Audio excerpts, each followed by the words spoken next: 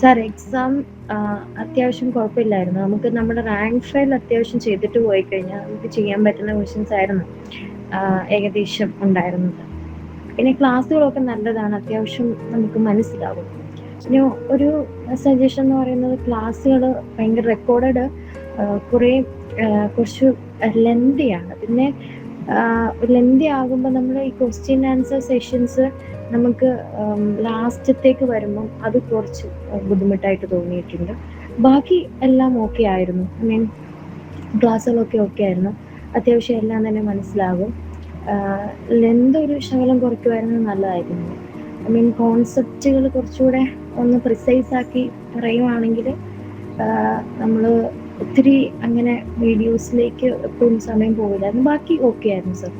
ബാക്കി ജനറൽ ടോപ്പിക്സും പിന്നെ നമ്മുടെ കോൺസ്റ്റിറ്റ്യൂഷനൊക്കെ എളുപ്പമായിരുന്നു. പിന്നെ കെമിസ്ട്രി അത്യാവശ്യം റാങ്ക് ഫയൽ പഠിച്ചിട്ട് പോയി കഴിഞ്ഞാൽ അത്യാവശ്യം ചെയ്യായിരുന്നു. ഡയറക്റ്റ് ക്വസ്റ്റ്യൻസ് ഉണ്ടായിരുന്നു റാങ്ക് ഫയലിൽ നിന്ന്. അങ്ങനെ നല്ല ഇതായിരുന്നു. വലിയ കുഴപ്പമില്ലായിരുന്നു എക്സാം.